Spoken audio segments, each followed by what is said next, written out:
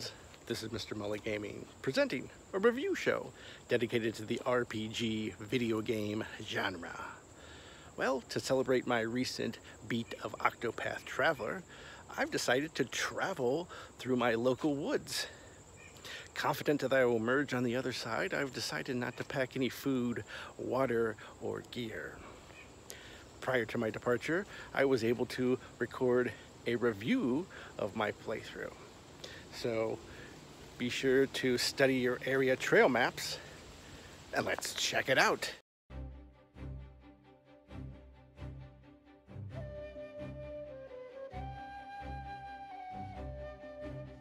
Releasing in 2018 for the Nintendo Switch, Octopath Traveler was developed by Square Enix and features HD 2D graphics. These aesthetics present 2D sprites with HD polygonal environments. The main narrative of Octopath Traveler is comprised of 8 individual tales, one for each of the 8 travelers, told over 4 chapters. For my playthrough, I chose Ulbrich, the warrior. His story centers on experience being a knight from a lost kingdom. After falling into exile, he becomes a sellsword and temporarily resides in a distant town. After a chance meeting with a fellow brother-in-arms, Ulbrich decides to set out to find the answers he seeks, one of them as to why he swings his blade.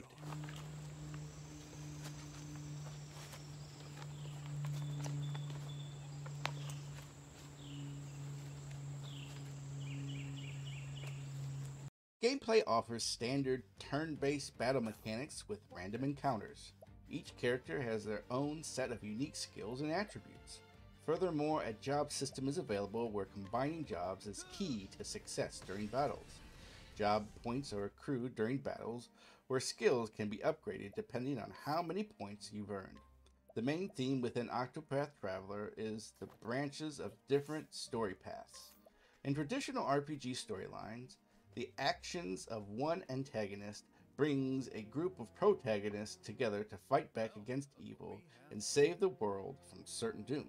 With Octopath Traveler, each character has their own story with different rivals and goals. Not only is Octopath Traveler a unique RPG offering multiple stories, but it is absolutely stunning in its presentation. Focusing on nostalgia, Square Enix tapped into the familiar sprite animation of classic RPGs from the Super Nintendo Entertainment System, but added a modern effect with HD surroundings. This creates 2D HD graphics now used in several other Square Enix titles. Aside from being a beautiful game, I thought the battles were done extremely well. There's a fine line when it comes to RPG turn-based battles. The player gets to the point where they zone out and go through the motions of defeating enemies in battle. In fact, several RPGs offer an auto battle mechanic.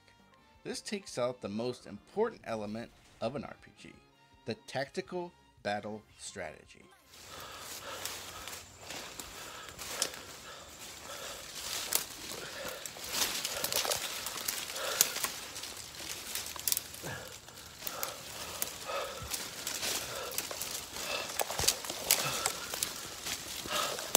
In Octopath Traveler, I felt engaged in every battle, which incorporated an elaborate strategy element. This element was extremely important when it came to boss battles. Each enemy has several weaknesses, which include weapons and elemental attacks. During the first encounter, these weaknesses are presented below the enemy with a question mark. Upon hitting the rival with a particular weakness, that weapon or element is uncovered, and the hit breaks down their shield. Enough hits using a vulnerability attack will break their shield completely, and the enemy is frozen, unable to fight for a turn.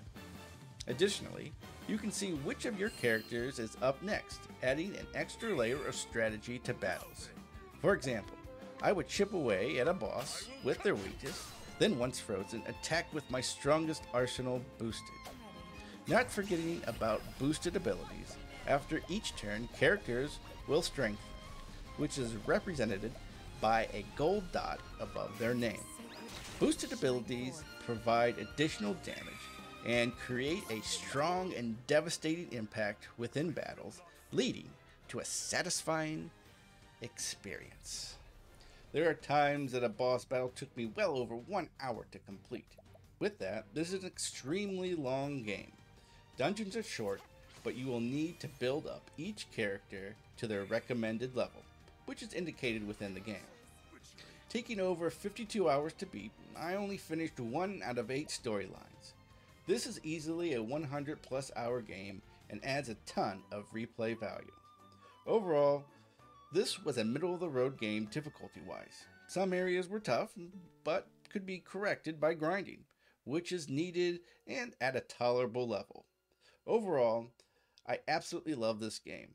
It did most things right when it comes to RPGs.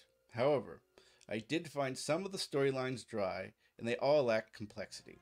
However, this is a solid RPG, one that I'll surely revisit in the future. A-. Friends, this venture has turned out to be a complete disaster.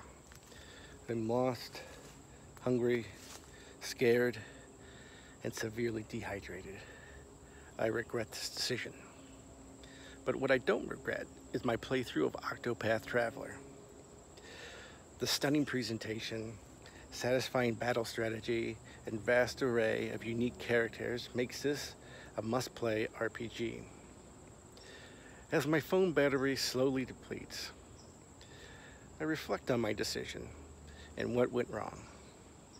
I feel like I've let down myself and the viewers. Well, that will do it for this episode. If you played this game before, please let me know about your experience. Thanks for watching. Keep grinding. Fresh milk, fresh milk, fresh milk, fresh milk.